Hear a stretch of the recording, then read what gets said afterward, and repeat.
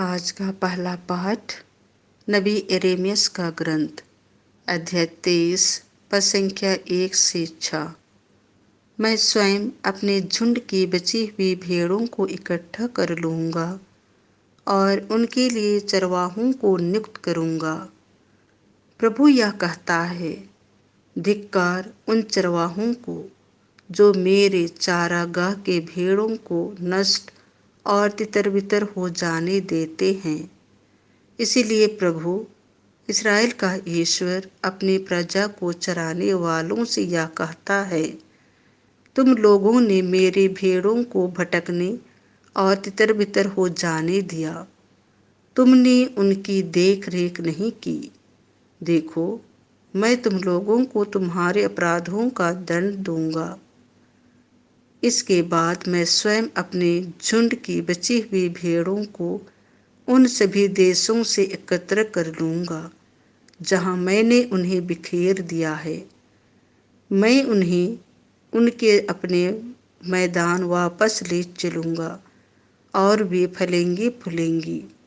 मैं उनके लिए ऐसे चरवाहों को नियुक्त करूँगा जो उन्हें सचमुच चराएंगे। तब उन्हें ना तो भय होगा, ना आतंक, और ना उनमें से एक का भी सर्वनाश होगा। यह प्रभु की वाणी है।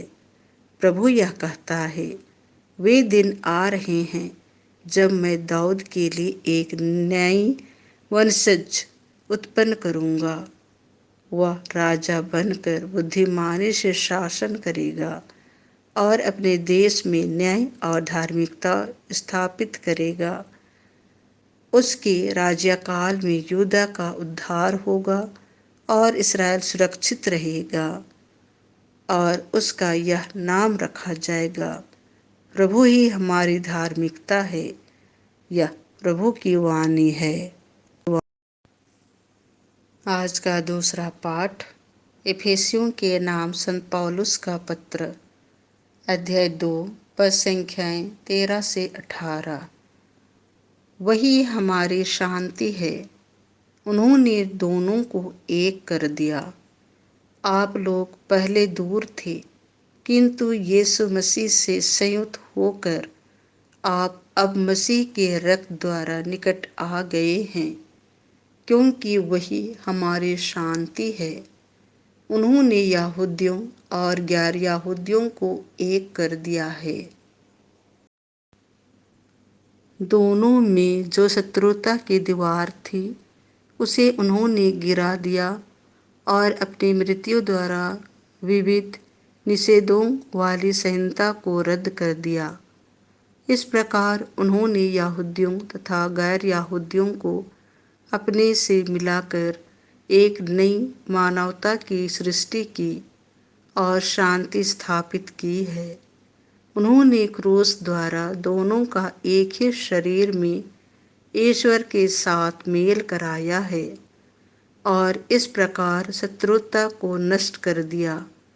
तब उन्होंने आकर दोनों को शांति का संदेश सुनाया, आप लोगों को जो दूर थे और उन लोगों को जो निकट थे, क्योंकि उनके द्वारा हम दोनों एक ही आत्मा से प्रेरित होकर पिता के पास पहुंच सकते हैं।